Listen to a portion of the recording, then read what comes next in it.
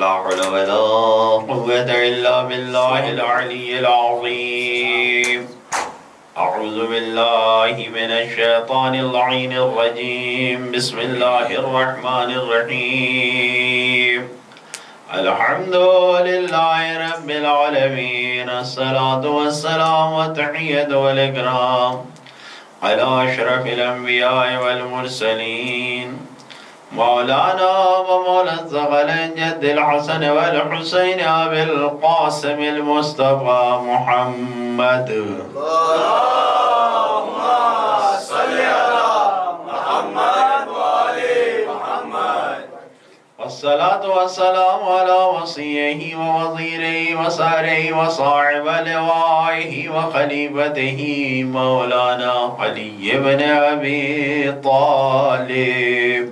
اللهم صل على محمد وآل محمد. والصلاة والسلام على أئمة المعصومين خصوصا سيدنا ومولانا بقية الله المنتظر المهدي. اللهم صل على محمد وآل محمد. عجل الله تعالى فرجه الشريف روحي وأرواح العالمين لتراب مقدمه الفداء واللعنة الدائمة على أعدائهم أجمعين من يوم ظلمهم إلى قيام يوم الدين وبعد يوم الدين. بسم الله الرحمن الرحيم. اللهم كن لوليك الحجة ابن الحسن صلواتك عليه وعلى آبائه في هذه الساعة وفي كل ساعة وليا وحافظا وقائدا وناصرا ودليلا وعينا حتى تسكنه أرضك الطاعة وتمتعه فيها طويلا. اللهم صل على محمد وآل محمد. أما بعد فقد كتب مولانا الحسين عليه السلام إن تسمعوا قولي وتطيعوا أمري يهدكم سبيل الرشاد. صلوات پڑھیں محمد اللهم صل على محمد وآل محمد. خدا بند عالم کا لاکھ لاکھ شکر ادا کرتے ہیں کہ اس نے ہمیں توفیق دیا اور ہم اپنے آپ کو عزائے سید الشہداء کے لیے حاضر کر سکیں. یقیناً جب انسان ایسی جگہوں پر ہوتا ہے جہاں پر کثرت کے ساتھ عزاداری کا سلسلہ ہو، مثلاً کربلا میں ہو، قم میں ہو، مشہد میں ہو، یا بڑے شہروں میں جہاں پر اکثریت بمبئی میں ہو، تو انسان اس نعمت کی قدردانی نہیں کر پاتا ہے کیونکہ بہت فراوان آسانی سے میسر ہے، پتہ نہیں.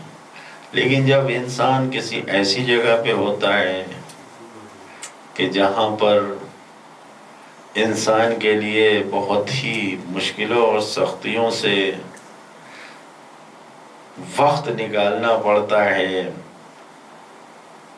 اور ظاہر سی بات ہے کہ یہ ایک اجتماعی عبادت ہے کہ سب مل کے اس عبادت کو انجام دیں. یقیناً اجر و ثواب تنہا اس عبادت کو انجام دینے میں بھی ہے، لیکن جب تعداد ہو جاتی ہے، جب سب بڑھ جاتے ہیں، جب مل جاتے ہیں تو اس کی رونق الگ ہوتی ہے. تو اب جب انسان اتنی زیادہ محنت و مشقتوں کے باوجود اپنے آپ کو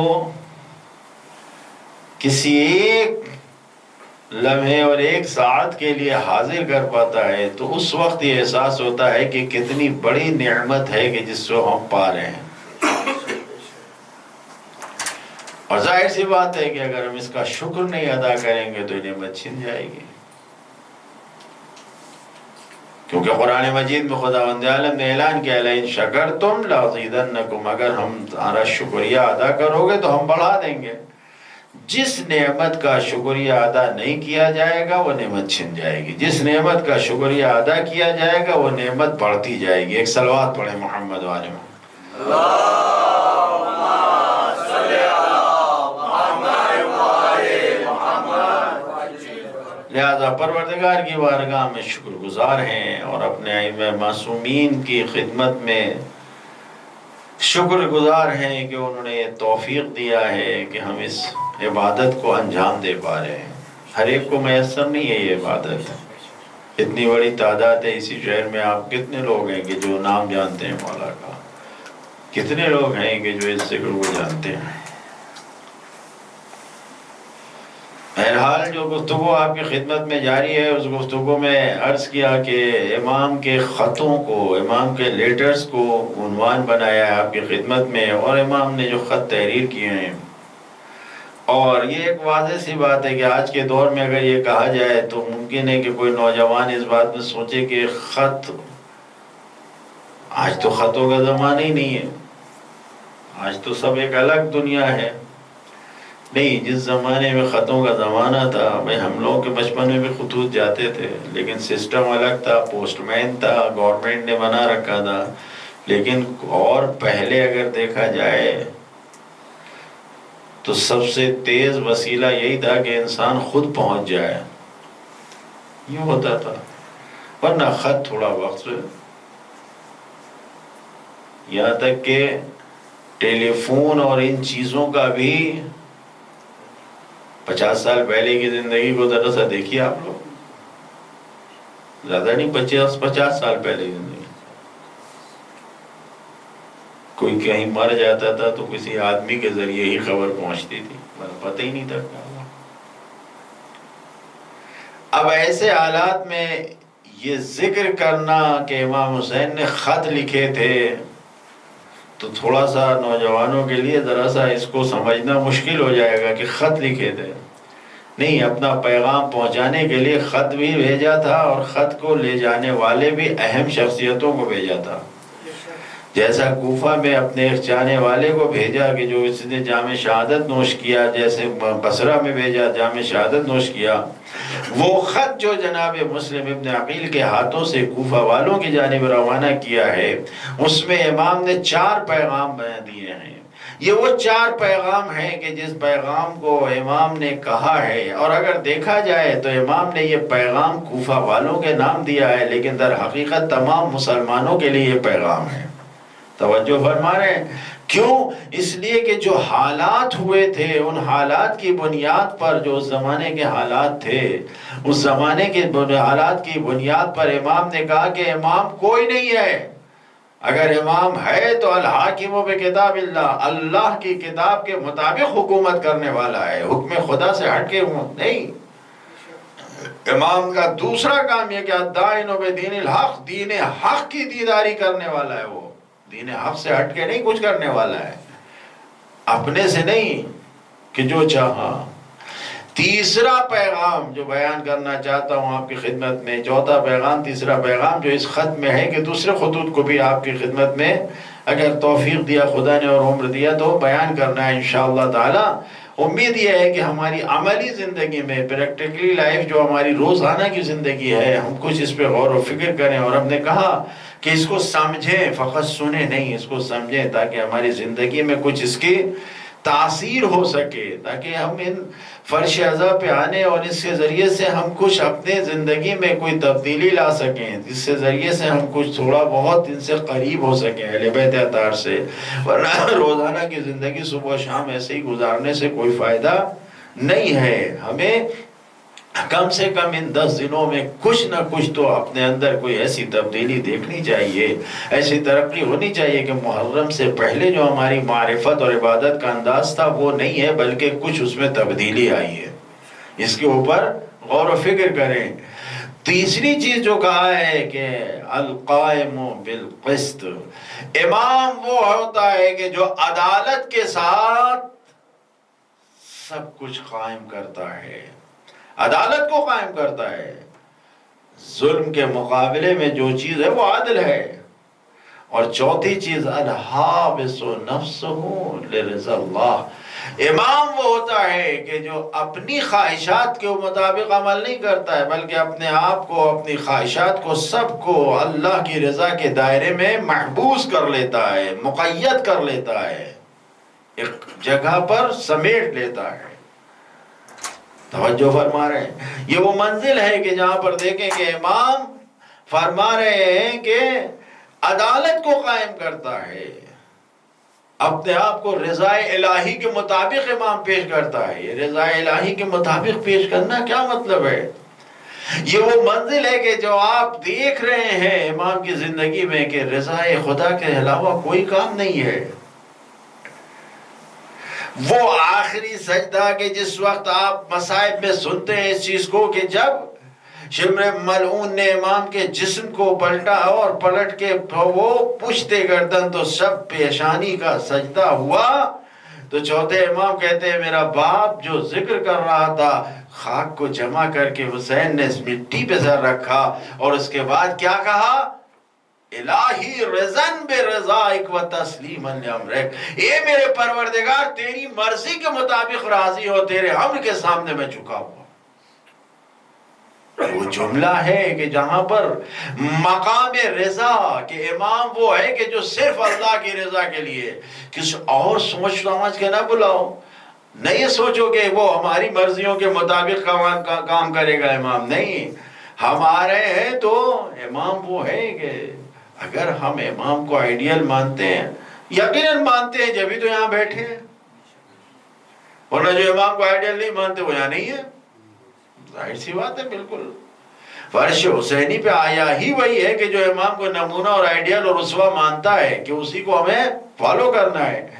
تو اب امام کو فالو کرنا ہے تو امام کیا کہہ رہے ہیں، کیا کر رہے ہیں؟ آپ دیکھیں کتنے کمال پر رضائے خدا ہے کربلا والوں کے درمیان، کس عروج پر ہے، کس معراج پر ہے. جناب زینب وہاں پہ بیٹھی ہوئی ہے، بھائی کا جنازہ رکھا ہوا اور ہاتھوں کو اٹھا کے کہتی ہیں اللہم تقبل منا ھذا القربان. اے میرے پروردگار اس قربانی کو قبول کر لے. یعنی رضائے الہی کے خاطر سب کچھ فدا کر دیا اپنا اور اس کے بعد کہ اس کو قبول کر لے. جو دل میں جذبہ ہے وہ یہی ہے کہ قبول ہو جائے، خدا راضی ہو جائے. ایک صلوات پڑھیں محمد و آل محمد. اللہم صلی علی محمد و آل محمد. راضی ہو جائے. ورنہ وہ دربار جس دربار میں کوئی بول نہیں سکتا تھا، ظلم کا عالم یہ تھا کہ زبانیں گونگ تھیں، سب دلوں میں گھسی ہوئی تھیں، بالکل سمٹی ہوئی تھیں، کوئی بول نہیں سکتا تھا. اس جگہ پر جب اس ملعون نے شہزادی سے کہا کیف وجدت صنع اللہ فیک، شہزادی سے، علی کی بیٹی سے خطاب کر کے وہ ملعون کہہ رہا ہے کیسا پایا تم نے اللہ نے جو تمہارے ساتھ کیا ہے. تو وہاں پر منزل رضا پروردگار وہ تھا کہ جہاں پر جناب زینب نے وہ یہ چاہ رہا تھا کہ یہ بتائے جناب زینب کیا کہہ رہی ہیں. ما رأیت الا جمیلا، میں نے سوائے خوبصورتی کے، میں نے سوائے جمیل کے کچھ دیکھا ہی نہیں ہے. یہ کیا ہے؟ یہ جھوٹ بلوا رہی ہے، علی کی بیٹی جھوٹ بول رہی ہے. بھائی مارا گیا، بھتیجا مارا گیا، بیٹا مارا گیا، سب قتل کر دیے گئے، جنازے بکھرے ہوئے کربلا میں، سب کو ویسے ہی چھوڑ کے آئی ہیں، اور اس کے باوجود کہ مار آئے تو اللہ جمیلہ، کیا یہ سب خوبصورتی تھی؟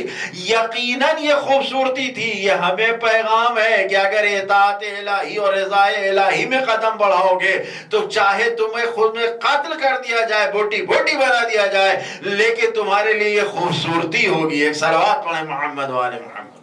اللہم صلی علی محمد و آل محمد. یہ جذبہ کربلا والوں کا ہے، یہ ہمارے لیے بھی یہ جذبہ ہے کہ اگر ہم اطاعت الہی اور رضا الہی میں قدم بڑھا رہے ہیں تو یہ جان لیں کہ ہر کام ہمارا خوبصورت ہوگا، رضا الہی میں ہوگا. ابھی آپ نے دیکھا اسرائیل نے حملہ کیا ایران میں، بوڑھے بھی جوان بھی سب مارے گئے، 100 سے زیادہ لوگ مارے گئے، بچے بھی مارے گئے. چن چن کے مارا اس نے ایسا. اور یہ بہرحال سب سے بڑی چیز اور سب سے بڑی مشکل جو ہے وہ منافقت ہے. منافقت سب سے بڑی لعنت ہے. جہنم میں سب سے زیادہ منافق ہوں گے وہ انسان کہ جس کی زبان پہ کچھ ہو دل میں کچھ ہو، سب سے بڑا منافق ہے. جس کے دو زبان ہو، جس کے دو چہرے ہوں، سامنے کوئی چہرہ ہو اندر کچھ چہرہ ہو، یہ سب سے بڑا منافق ہے. اور یہ سب سے زیادہ نقصان اسلام میں ہی نہیں، یہ منافقت نے ہمیشہ انسانیت کو نقصان پہنچایا ہے، اول دن سے لے کے آج تک. ایران میں بھی جو کچھ ہوا ہے، جو مارے گئے ہیں سب منافقین کی بنیاد پر، جو پیسے کی بنیاد پر، یہ دولت، یہ مال دنیا، یہ بہت زیادہ برباد کر دیا. لیکن آپ دیکھیے کہ ان کا جذبہ کیا ہے. جو کمانڈر مارے گئے ہیں، سردار سلامی، پچھلے حملوں میں کیمیکل کی وجہ سے کینسر ہو گیا تھا انہیں. کچھ دن پہلے اپنے دوستوں کے ساتھ کچھ بیٹھے ہوئے تھے، گریا کر رہے تھے. پوچھا کیوں رو رہے؟ کہا رو اس بات پہ رہا ہوں کہ اس مرض نے مجھے گھیر لیا ہے، جبکہ یہ مرض بھی جنگ کے کیمیکل کی وجہ سے آیا ہے. کہ گھیر لیا ہے، کیا مجھے شہادت نہیں ملے گی؟ بزرگ ہو گئے، میرے سارے دوست تو شہید ہو گئے. وہ شہید ہوئے ہیں. یعنی 3 بڑے کمانڈر جو شہید ہوئے ہیں، یہ 3 کے 3 بڑی بیماری میں مبتلا تھے. بیماری ایسی نہیں تھی کہ اپنی غفلت کی وجہ سے نہیں، جنگ میں جو اسلحے کے جو اٹھتے ہیں ان کی وجہ سے وہ بیمار پڑے تھے. اور تینوں شہید ہوئے ہیں اس دفعہ، جوان شہید ہوئے ہیں. جذبہ کہاں سے آیا ہے؟ اپنے خون میں خود نہانا، یہ جذبہ کہاں سے آیا؟ یہ کربلا سے جذبہ ملا ہے، کسی کے پاس یہ جذبہ نہیں. سر پہ انہوں نے سوچا کیا تھا؟ انہوں نے یہ سوچا تھا اسرائیل والوں نے کہ جیسے ہم نے سیریا میں کر لیا، جیسے ہم نے دوسری جگہوں پہ کر لیا، ویسے ہم ایران میں بھی کر لیں گے، وہاں کی عوام ہمارے ساتھ آ جائے گی اور سب کچھ پلٹ دیں گے. تب نہیں، مال دنیا سے نہیں پلٹے جاتے حسینی، مال دنیا سے نہیں. منافق تو ہو گئے، بہت سے آئے، بہت سے 700 لوگ پکڑے گئے جو اسرائیل کے لیے جاسوسی کرتے تھے، ایران میں رہتے تھے. 700 لوگ، توجہ فرما رہے ہیں. یہ وہ لوگ تھے کہ جاسوسی کر رہے تھے. نقصان ہوا اس سے، بہت بڑا نقصان ہوا. مارے گئے، دانشور مارے گئے، سائنسداں مارے گئے، سب کچھ مارے گئے، نیوکلیئر پوائنٹس کے سب بڑے بڑے. لیکن جس راہ میں قدم بڑھایا ہے اس میں کوئی مایوسی نہیں ہے. تم ایک حسین کو مارو گے، وہاں 72 حسین ہیں، سب حسین ہیں.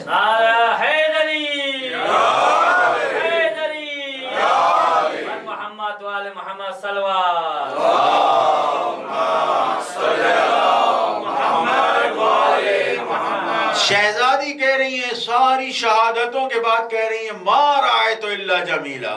یعنی یہ بتا رہی ہیں کہ سنو، تم جس نگاہ سے دیکھنا چاہتے ہو وہ نگاہ ہماری نہیں ہے.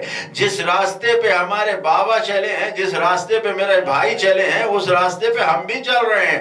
وہ راستہ سوائے جمال و خوبصورتی اور اللہ اور للہیت کے کچھ بھی نہیں ہے. تم سمجھ رہے ہو کہ تم نے ہمیں خون میں غلطہ کر کے ہمیں مٹا دیا، لیکن ہم یہ جانتے ہیں کہ یہ خون نہیں ہے، یہ ساری جان دنیا میں پوری قیامت تک کے لیے یہ دین اسلام کی حیات میں دوڑنے والا خون ہے، یہ مٹی میں ملنے والا خون نہیں ہے. اس لیے ہم کہہ رہے ہیں کہ ما رأیت الا جمیلا، ہم نے سوائے خوبصورتی کے کچھ نہیں دیکھا. ایک صلوات پڑھے محمد و آل محمد. اللہم صلی علی محمد و آل محمد. یہ مرضی پروردگار ہے. ننھا شہزادہ ہے، 6 مہینے کا بچہ ہے. ذرا سوچیں، 6 مہینے کا بچہ لے کے جب گئے تو کہہ رہے الہی ہوّن لی الامر فإنہ بأعینک. اے میرے پروردگار، اس منزل کو میرے لیے آسان کر دے، اس لیے کہ تیرے سامنے ہے. یہ کیا منزل ہے؟ یہ صرف اور صرف رضا پروردگار ہے. اپنے نفس کو خدا کے لیے رکھنا. پوری کربلا میں جہاں پر بھی دیکھیے گا آپ، اور پوری کربلا ہی نہیں، جہاں پر بھی آپ ان سخت حالات میں نے اس دن پڑھا تھا کہ پوچھا کہ یہ فتنے کا دور کب آئے گا؟ تو کہا میرے بعد شروع ہو جائے گا۔ تو مولا علی سے جو آزمائش اور فتنے کا دور شروع ہوا ہے اس وقت سے لے کے کربلا تک میں جہاں پر بھی آپ دیکھیے گا وہاں ائمہ معصومین علیہ السلام نے ہی نہیں صرف بلکہ ان سے جڑے ہوئے ان کے صحابیوں نے، ان کے بچوں نے، سب نے جو بھی قدم بڑھایا ہے وہ صرف اور صرف رضا الہی اور پروردگار کی مرضی کو حاصل کرنے کے لیے قدم بڑھایا ہے۔ ایک صلوات پڑھیں محمد و آل محمد۔ اللہم صلی علی محمد و آل محمد وعجل۔ صلوات آپ لوگوں کی جو ہے وہ ہلکی ہو جاتی ہے روز۔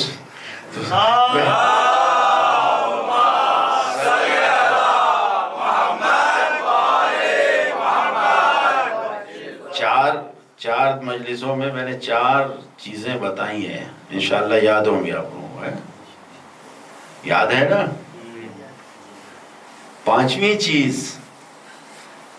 انسان بہرحال اس دنیا میں اگر پروردگار کی مرضی کے مطابق زندگی گزارتا ہے جو خدا چاہتا ہے تو بہرحال یہ دنیا امتحان کی جگہ ہے، اسے امتحان کی منزل میں آنا پڑتا ہے، اور جب امتحان کی منزل میں آئے گا تو اسے دعاؤں کے لیے ہاتھ اٹھانا پڑتا ہے۔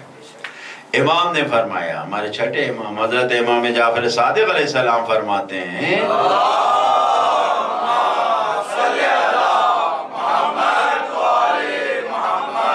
کہ جب دعا کرنا چاہو تو دعا سے پہلے بھی صلوات پڑھو، دعا کے بعد بھی صلوات پڑھو، اس لیے کہ جو روایت کے الفاظ ہیں کہ قبیح ہے پروردگار عالم کو، اس کی ذات کے لیے یہ بات بہت بری ہے کہ پہلے کو قبول کر لے، آخر کو قبول کر لے، بیچ کو چھوڑ دے۔ پھر فرمایا مولا نے فَإِنَّ الصَّلَوَاتَ عَلَيَّ دُعَاءٌ مَقْبُولَةٌ، یہ جو صلوات تم بھیجتے ہو ہم پر یہ مقبول دعا ہے۔ تو صلوات ایک قبول شدہ دعا ہے، جب بھی آپ صلوات بھیجتے ہیں تو یہ سمجھ لیجئے کہ یہ دعا آپ کی قبول ہے۔ جب بھی آپ کہتے ہیں کہ خدایا رحمت نازل فرما محمد و آل محمد پر، صلوات پڑھیں محمد و آل محمد پر۔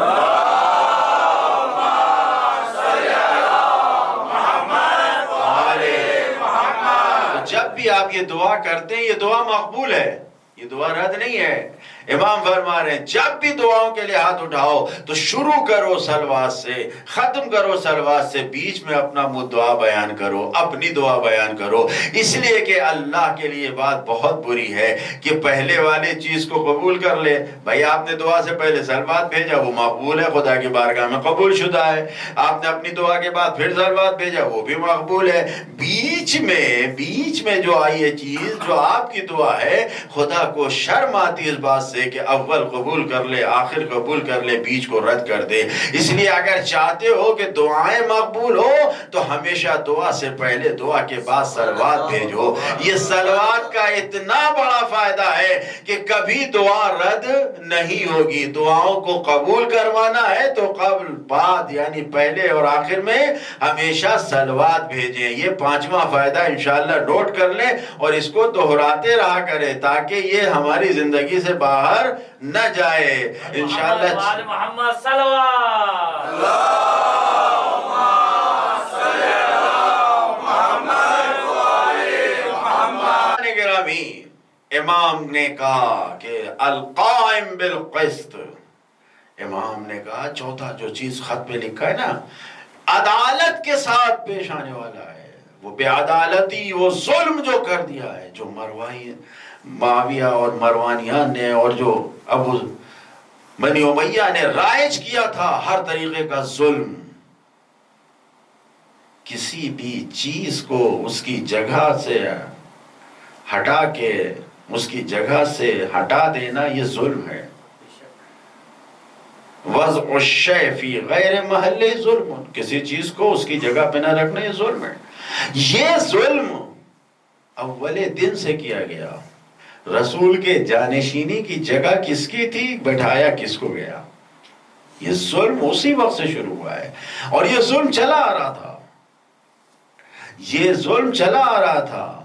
ظلم ہی تو تھا کہ جو رسول کے زمانے میں جو رسول نے خود ہدیہ دیا ہے، جو خود گفٹ کیا ہے، قرآن میں آیت جس کی موجود ہے، اس فدق کو چھین لیا، یہ ظلم ہی تو تھا۔ حق چھیننا ظلم ہے۔ خلیفہ اول کے زمانے میں بھی، خلیفہ دوم کے زمانے میں بھی لوگوں کے مال کو چھین چھین کے زبردستی بیت المال میں لایا گیا۔ جائز ناجائز کوئی فکر ہی نہیں ہے۔ خلیفہ سوم نے تو اس طریقے سے بیت المال کو لوٹا ہے کہ مولا کائنات کی بات موجود ہے، نہج البلاغہ میں خطبہ موجود ہے، اس طریقے سے بیت المال کو لوٹا ہے کہ جیسے ایک بھوکے اونٹ کو کسی چراگاہ میں، سبز چراگاہ میں چھوڑ دیا جائے اور وہ پورے چراگاہ کو جیسے چاہے کھائے پیے اور لوٹے اور برباد کرے، اس طریقے سے انہوں نے بیت المال کو برباد کیا تھا۔ یہ ظلم تھا، یہ جو ظلم انہوں نے کیا ہے۔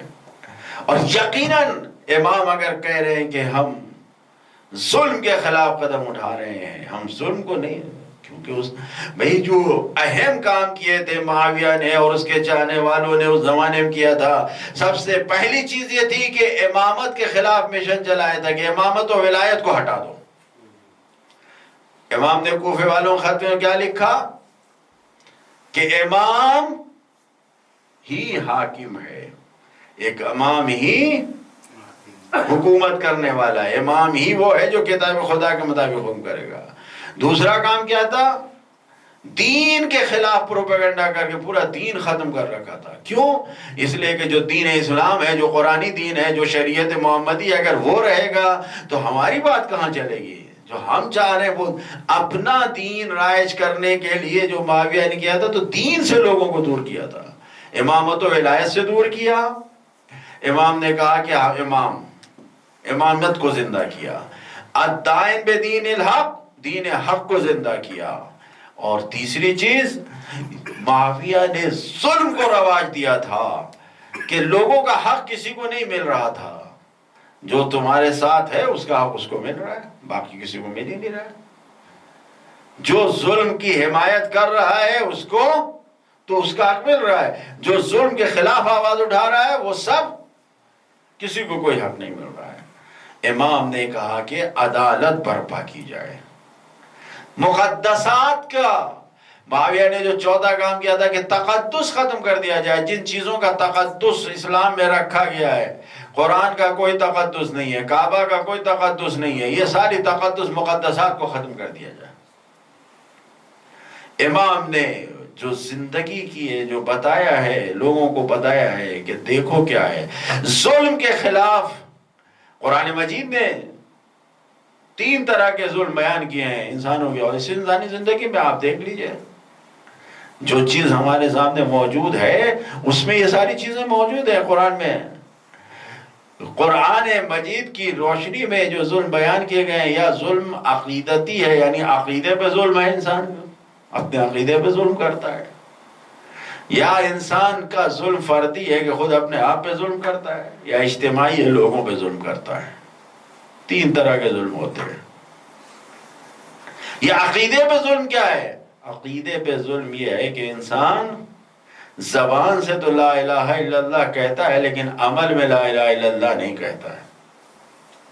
ہماری زبانوں پہ تو ہے لا الہ الا اللہ، لیکن ہمارے عمل میں کچھ اور ہے۔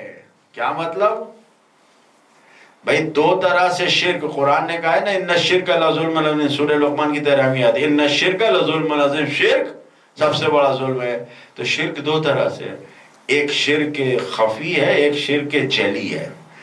جلی یعنی روشن، شرک جلی بالکل ظاہر ہے، مندروں کے سامنے جا کے، مورتیوں کے سامنے ہاتھ جوڑ کے کھڑے ہونا، یہ شرک جلی ہے، یہ بالکل کھلا شرک ہے، خدا کا شریک قرار دینا ہے۔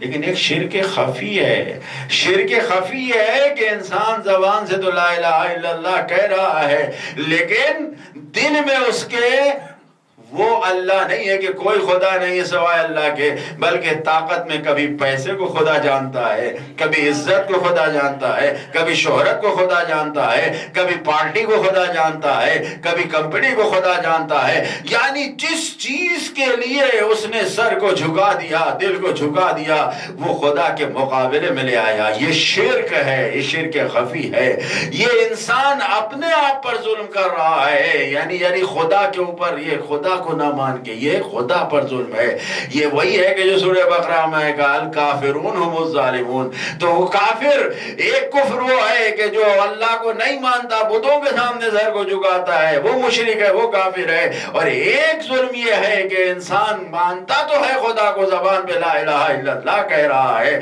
لیکن جب عمل میں جا رہا ہے تو دوسری ساری چیزوں کو اپنے لیے سب کچھ اہم سمجھ رہا ہے، خدا کو بھول بیٹھا ہے۔ ایک صلوات پڑھے محمد و آل محمد۔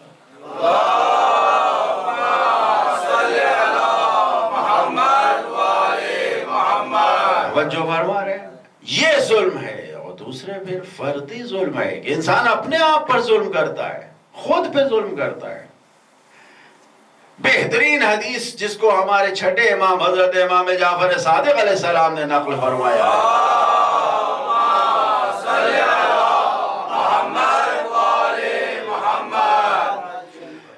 فرماتے ہیں کہ جناب ابو ذر غفاری علیہ الرحمہ کو کسی نے خط لکھا، ان کے کسی چاہنے والے نے، اور کہا کہ ہر سال وہ خط لکھتا تھا کہ میری سالانہ نصیحت مجھے بھیج دو، لکھ کے بھیج دو۔ جناب ابو ذر کے پاس اس نے خط لکھا۔ جناب ابو ذر نے خط میں لکھا کہ جس سے سب سے زیادہ محبت کرتے ہو اس پر ظلم نہ کرنا۔ اس نے جب خط کو پایا تو جواب میں لکھا کہ اواخر عمر میں یہی رہ گیا ہے کہ مجھے مذاق بناؤ۔ دنیا میں کون ایسا انسان ہے جس سے محبت کرتا ہے اس پر ظلم کرے؟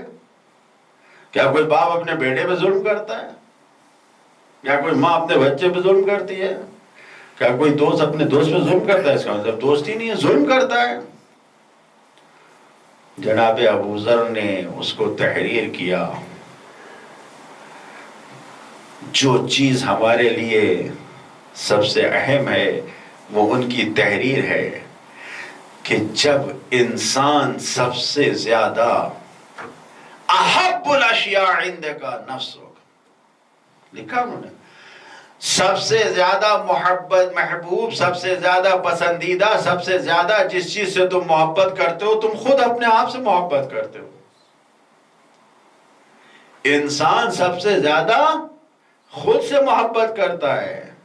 خدا نہ کرے ایسے امتحان کی منزل آپ کے سامنے آئے کہ اگر آپ جا رہے ہوں اور آپ کا بیٹا ساتھ میں ہو، آپ کی بیوی ساتھ میں ہو، اور کوئی ایسی منزل آ جائے کہ جہاں پر آپ ان کی جان تو نہیں بچا سکتے ہو، اگر آپ انہیں ساتھ لے جائیں گے تو سب مر جائیں گے، تو آپ اپنے آپ کو چھوڑ کے چلے جائیں گے، ان بچوں کو اپنی جان بچا لیں گے۔ مزاج ہے انسان کا؟ نہیں، انسان اپنی ذات سے سب سے زیادہ محبت کرتا ہے۔ جناب ابو ذر نے کہا کہ جس پر سب سے زیادہ جس سے محبت کرتے ہو اس پر ظلم نہ کرو، اس کے ساتھ برائی نہ کرو۔ جب تم پروردگار عالم کی نافرمانی کرتے ہو تو تم اپنے آپ پر ظلم کرتے ہو۔ جب حکم خدا کے خلاف جاتے ہو، جب تم گناہ کرتے ہو تو تم اپنے آپ پر ظلم کرتے ہو۔ جناب ابو ذر نے لکھا کہ اپنے آپ پر ظلم نہ کرو، تمہارا ہر گناہ، تمہاری ہر مخالفت تمہارے اوپر ظلم ہے، خود اپنے آپ پر ظلم نہ کرو۔ ایک صلوات پڑھے محمد و آل محمد۔ اللہم صلی علی محمد و آل محمد۔ اور تیسرا ظلم جو غیروں پر ظلم کیا جاتا ہے، دوسروں پر ظلم کیا جاتا ہے، توجہ فرما رہے ہیں، تیسروں پر جو دوسروں پر ظلم کیا جاتا ہے۔ اور یہ دوسروں پر ظلم کرنے والے تین طرح کے لوگ ہوتے ہیں۔ پہلا وہ ہے جو خود ظالم ہے، خود ظلم کر رہا ہے۔ دوسرا وہ ہے کہ جو ظالم کا مددگار ہے، ظالم کی مدد کر رہا ہے۔ اور تیسرا وہ ہے کہ جو ظالم کے ظلم پر خاموش ہے۔ تین طرح کے ظالم ہیں تیسری کیٹیگری میں۔ یا تو خود پہ ظلم کرتا ہے، یا خدا پہ ظلم کرتا ہے، یا اللہ کے بندوں پہ ظلم کرتا ہے، خلق اللہ پہ ظلم کرتا ہے۔ تو جو خلق اللہ پہ ظلم کرتا ہے اس میں 3 کیٹیگری ہے۔ تو ظلم کرنے والا خود انسان ہے تو ظالم ہے، بہرحال ظلم کر رہا ہے، کسی کا حق چھین رہا ہے، کسی کا مال لوٹ رہا ہے، کسی کو بہرحال کسی کی عزت لوٹ رہا ہے، کسی کی توہین کر رہا ہے، ذلیل کر رہا ہے، یہ سب ظلم ہے۔ جو حق ہے اسے نہ دیا جائے تو ظلم ہے۔ وضع الشیء فی غیر محلہ ظلم، کسی چیز کو بھی اس کی جگہ سے ہٹا کے رکھنا یہ ظلم ہے۔ توجہ فرما رہے ہیں؟ دیکھیے اب موضوع سے ہٹے نہیں، امام نے کہا کہ ہمارا کام ہے عدالت کو زندہ کرنا، یعنی ظلم کو مٹانا۔ تو جو چیزیں ظلم کی ہیں اس کو تھوڑا سا تو ہمیں سمجھنا پڑے گا تاکہ ہم اپنی زندگی میں عدالت جو امام چاہتے ہیں وہ آئے۔ توجہ فرما رہے ہیں؟ تو اب کسی کے اوپر انسان کچھ بھی کر رہا ہے، ظالم بہرحال واضح چیز ہے انشاءاللہ کہ اس مجمع میں سننے والے اور دیکھنے والوں میں کوئی ظالم نہیں ہوگا انشاءاللہ۔ آپ لوگ خاموش ہیں کہ ظالم ہے کیا؟ انشاءاللہ کہ آپ لوگ میں کوئی بھی سننے دیکھنے والے بیٹھزرین جتنے بھی ہیں کوئی ان میں ظالم نہیں ہوگا انشاءاللہ۔ اگر نہیں ہے تو ایک سلوات پڑھیے،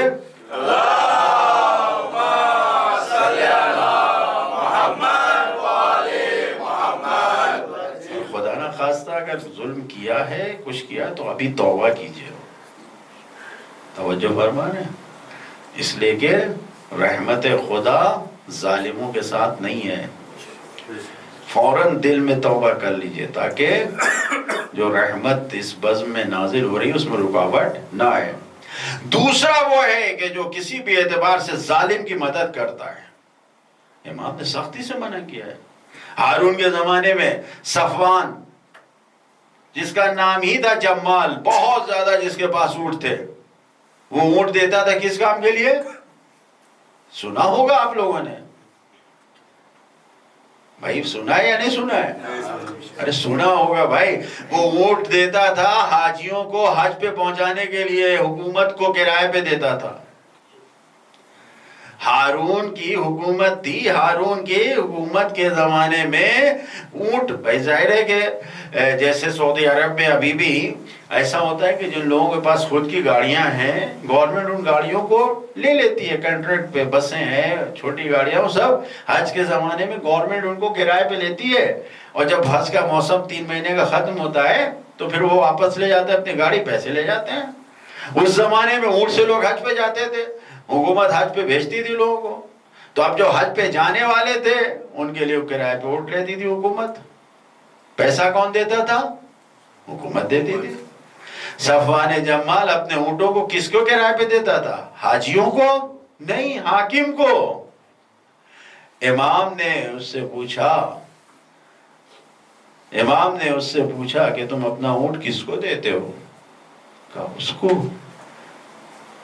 تو کہا امام نے یہ بتاؤ کہ جب تک تمہارے اونٹ واپس نہ آ جائیں، جب تک تمہیں اس کی قیمت نہ مل جائے، کیا تمہارا دل نہیں چاہتا کہ ہارون زندہ رہے؟ تو کہا ہاں مولا۔ تو کہا ایک ظالم کے باقی اور زندہ رہنے کے لیے تم امید ہو، دعا کر رہے ہو، تم ظالم کے کام میں شریک ہو۔ من احب بقاء منہم، امام کے الفاظ ہیں کہ جس نے، چھٹے امام کے 8ویں امام کے 7ویں امام نے فرمایا کہ سنو صفوان، من احب بقاء منہم احد، ان میں سے کسی ایک کی بقا کے لیے اگر کوئی دعا کرے یا دل میں چاہے کہ وہ باقی رہے، بھائی تم تو چاہ ہی رہے ہو یار، تو خود اس نے اقرار کیا نا کہ میں چاہتے ہوں کیا کہ اونٹ جب واپس آ جائے، مجھے پیسہ مل جائے، تب تک یہ زندہ رہے، تو اگر تم اس کے باقی رہنے کو چاہتے ہو تو فَهُوَ مِنْهُمْ وَمَنْ كَانَ مِنْهُمْ فَقَدْ وَرَدَ النَّارِ، ڈائریکٹ جہنم میں جائے گا جو کسی ظالم کے باقی رہنے کی تمنا کرتا۔ مدد کر رہے ہیں، جھوٹ لکھنے کے لیے کوئی قلم دے رہا ہے، کاغذ دے رہا ہے، میسج کر دے رہے ہیں جھوٹ، ہم نے کچھ نہیں کیا ہے، آپ نے تو کچھ نہیں کیا، مدد تو کیا ظالم کی۔ کسی بھی اعتبار سے جو بھی کسی ظالم کی مدد کرے گا انہی کے ساتھ ہوگا. مولا کائنات حضرت علی ابن ابی طالب علیہ السلام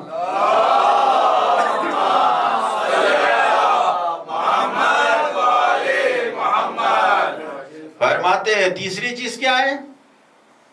تیسری چیز کیا ہے؟ کسی کے فعل پہ راضی رہنا، خاموش رہنا، راضی رہنا. کہیں ظلم ہو رہا ہے ہم خاموش ہیں. مولا نے فرمایا کہ اما عقر ناقۃ ثمود، وہ جو اونٹنی تھی جس کو کاٹا گیا تھا، ایک آدمی نے اس اونٹنی کو قتل کیا تھا. قرآن مجید نے فَأَمَّهُمُ اللَّهُ، خدا نے سارے جتنے اس زمانے میں تھے سب کو مجرم قرار دیا کہ سب قاتل ہیں. کیوں؟ اس لیے کہ اس کے فعل پہ راضی تھے. الراضی بفعل قومہم فہو معہم، جو کسی ظلم ظالم یا کسی بھی، یہ تو ایک مطلق حدیث ہے، کوئی کسی کے اچھے کام پہ راضی ہے تو اس کام میں شریک ہے، کوئی کسی کے برے کام پہ راضی ہے تو اس کام میں شریک ہے. یعنی اگر ہم اچھی، مثلا ہم راضی ہیں کہ یہاں مجلس ہو رہی ہے، یہاں پر ذکر ہو رہا ہے، ہم اس پر راضی ہیں، ہم خاموش ہیں کہ راضی ہیں کہ مجلس ہو رہی ہے، ذکر ہو رہا ہے، نظر ہو رہی ہے، نیاز ہو رہی ہے، سب کچھ ہو رہا ہے، ماتم ہو رہا ہے، ہم اس پر راضی ہیں، ہم خاموش ہیں، ہم اس میں شریک ہیں، اپنی خاموشی سے ہم اس میں شریک ہیں. لیکن اگر کہیں ظلم ہو رہا ہے، کسی کا حق چھینا جا رہا ہے، ہم آنکھ بند کیے بیٹھے ہیں، کسی کی برائی ہو رہی ہے، ہم آنکھ بند کیے بیٹھے ہیں.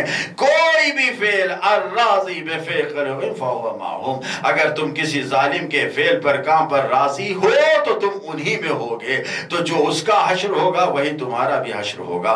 معلوم یہ ہوا کہ ظالم صرف وہ نہیں ہے کہ جو ڈائریکٹ ظلم کر رہا ہو، انڈائریکٹ وہ بھی ظالم ہے کہ جو اس کی مدد کر رہا ہو. اور اسی انڈائریکٹ ظالم میں فقط وہ نہیں، کچھ بھی نہیں کیا ہے، صرف خاموش بیٹھا ہے، راضی ہے کسی کے ظلم پر تو وہ بھی ظالم ہے. اور ان تینوں ظالموں کا انجام جہنم قرار دیا گیا ہے. ایک صلوات پڑھے محمد و آل محمد پر. اللہم صلی علی محمد و آل محمد. امام اس زمانے میں خط لکھ رہے ہیں، ذرا دیکھیں. لیکن آج بھی ہمارے لیے وہ خط ہے کہ امام، اگر ہم امام کے سامنے آ جائیں اور امام کی حکومت میں آ جائیں تو امام ہم سے عدالت چاہتے ہیں. اپنی زندگی میں ہمیں عدالت کو لانا ہوگا، تب ہم صحیح سے کربلا تک پہنچ پائیں گے.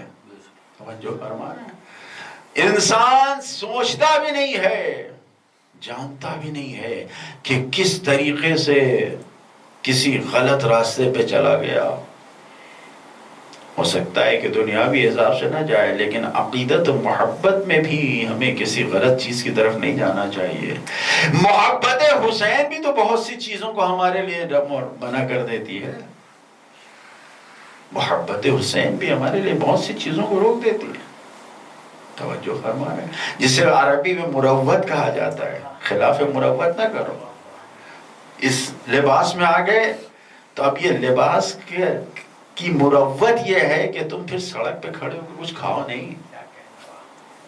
اس لباس کی، یہ لباس رسول ہے، اس کی عزت یہ ہے کہ پھر اب تم عوام جیسے نہیں ہو، اب تمہیں اس کا احترام کرنا ہے. مروت ہے. عزائے حسینی میں آ گئے، حسین سے جڑ گئے تو کچھ ہے. اس زمانے میں کہ جب حرم کے اطراف میں ابھی پکا پتھر کا علاقہ نہیں ہوا تھا، خاک تھی، کم لوگوں کا تھا، شاید 1000 سال پرانی بات ہوگی. جو جہاں جاتے بس جائے وہاں کا ہو جاتا تھا. ایرانی بہت جاتے تھے، آج بھی جاتے ہیں، جو عراق میں بس جاتے ہیں. وہاں پر حرم میں، حرم کے باہر کربلا میں ایک جناب حاج عباس حاج حسن تربتی تھے. عربی میں خاک شفا کی سجدگاہ کو تربت کہتے ہیں، فارسی میں مہر کہتے ہیں، اردو میں سجدگاہ کہتے ہیں. تربت یعنی خاک کربلا، عربی میں تربت خاک کربلا. حاج عباس سجدگاہیں پیشا کرتے تھے. بہت ہی متقی پرہیزگار، پورے شہر میں ان کا چرچا جناب عباس کا، یہاں تک کہ حرم میں خدمت کرتے تھے، جو خدام جتنے خادموں کے سردار تھے، جو ہیڈ تھے، ذمہ دار تھے، ان کا انتقال ہوا، ان سے کہا گیا کہ آپ بن جائیے، بہت منع کیا انہوں نے، کہا نہیں میں نہیں بنوں گا۔ علماء نے، جو کربلا کے علماء تھے، مرجع تھے، انہوں نے کہا کہ حاج عباس تم بن جاؤ، متقی تھے، پرہیزگار تھے، قبول کر لیا۔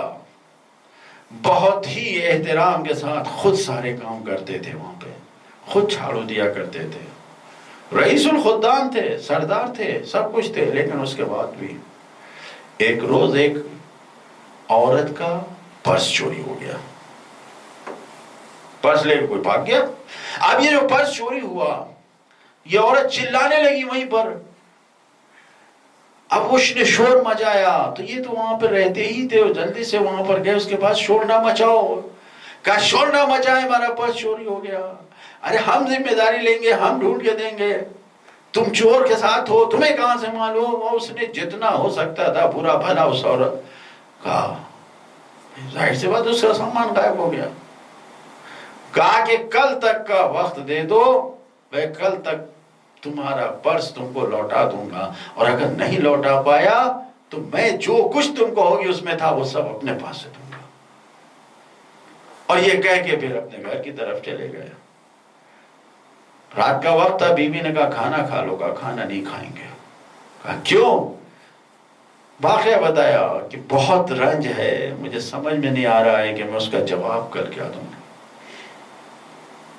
یہ کہہ کے دعا کرتے کرتے سوئے کہ یا امام حسین، جو چور ہے کہیں سے بھی اس کا پتہ چل جائے، اور یہ کہہ کے سو گئے۔ اسے سونے کے عالم میں انہوں نے خواب میں دیکھا، امام خود ایک چارپایا لے کر آئے، ایک اسٹول لے کر آئے صحن میں حرم کے، اور وہاں کھڑے ہو گئے، اور کھڑے ہو کے آواز دیا، حاج عباس جتنے ہیں سب کو بلاؤ، سارے خادم بلاؤ، سب، میں چاہتا ہوں کہ چوروں کے سردار کو بتاؤں کہ کون چوروں کا سردار ہے۔ خواب میں دیکھ رہے ہیں۔ اب جو انہوں نے کہا تو میں سب کو بلایا، سب آ گئے کہ امام خود چوروں کے سردار کو بیان کرنا چاہتے ہیں۔ پھر اس کے بعد انہوں نے جب سب جمع ہو گئے تو کہا، عباس چوروں کے سردار تم ہو۔ چوروں کے سردار؟ میں چوروں کا سردار ہوں؟ اب یہ تو مولا آپ کیا کہہ رہے ہیں؟ کہا تم چوروں کے سردار؟ کہا یہ بتاؤ، یہ جو خاک کربلا بیچتے ہو یہ تمہاری مٹی ہے یا میری خریدی ہوئی زمین ہے؟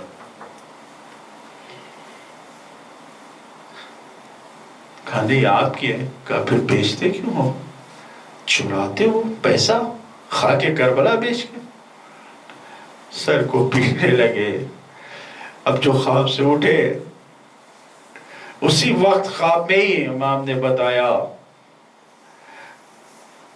اپنے آپ کو توبہ کیا، اسی وقت امام کے سامنے قدموں پہ، اس میں خواب میں ہی وہ امام کے قدموں کو پکڑ کے لپٹ گیا، بولا معافی چاہتے ہیں، اب ایسا کام نہیں کریں گے، اب معافی چاہتے ہیں، ہمیں معاف کیجئے۔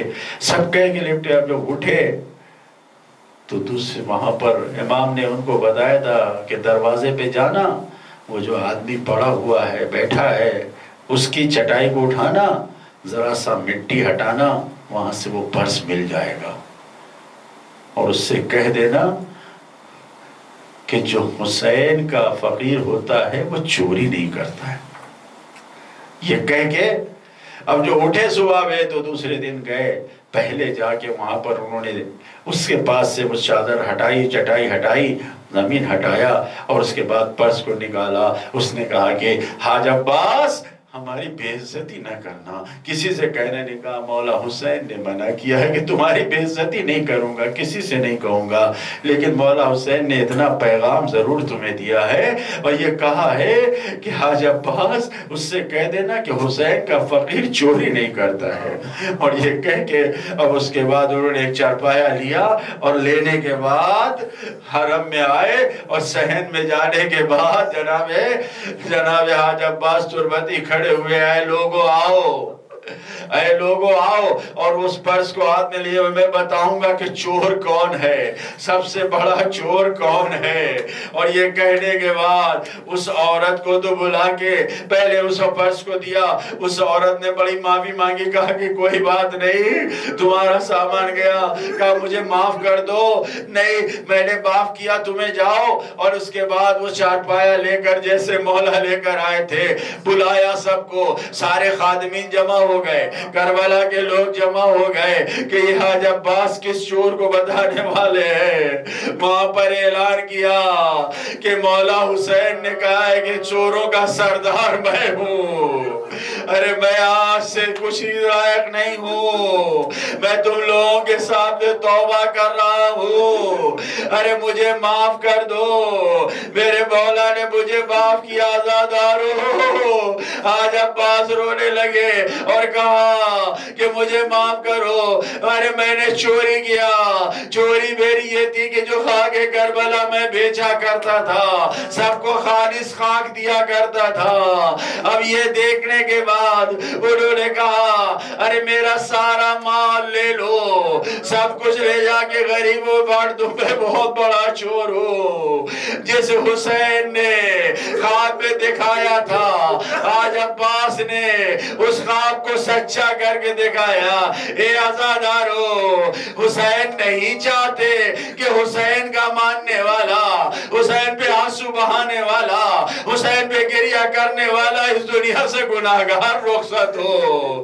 مولا نے راستہ بتایا، حاج عباس تربتی نے اپنا سب کچھ بیچ دیا، غریبوں میں سب بٹوا دیا، اور اس کے بعد اب دوسرا کام شروع کیا۔ اے عزادارو، ارے اس طریقے سے جس نے کہا کہ میں چور ہوں، اسی کو لوگوں نے سب نے کہا نہیں نہیں، ارے سب نے ایک ساتھ اعلان کیا حاج عباس، ارے ہم نے مولا کے خاطر تمہیں معاف کیا، تم جیسے سورو سب سردار تھے، جس طریقے سے خادموں کے سردار تھے ویسے ہی سردار ہو۔ یہ کہہ کے حاج عباس نے اور امام کے روزے پہ جا کے آواز دیا، اے مولا، ارے ہم نے جو کچھ کیا سب کے سامنے معافی مانگا، مولا مجھے معافی چاہیے۔ عزادارو، ارے در حسین پہ جب آ گئے ہو تو پھر اپنے آپ کو لاوارث نہ سمجھو، اس فرش مجلس پہ جب آؤ تو اس طریقے سے حسین پہ گریہ کرو، ماتم کرو کہ حسین خود اپنا عزادار بنائے۔ اگر آنسو نہیں بھی آ رہا ہے تو کم سے کم رونے کی آواز تو نکالو، اس لیے کہ ہمارے مولا نے فرمایا ہے ان البکاء علی الحسین یحط الذنوب دما، ارے حسین پہ گریہ کرو، اس لیے کہ حسین پہ گریہ کرنا تمہاری ساری خطاؤں کو معاف کر دیتا ہے۔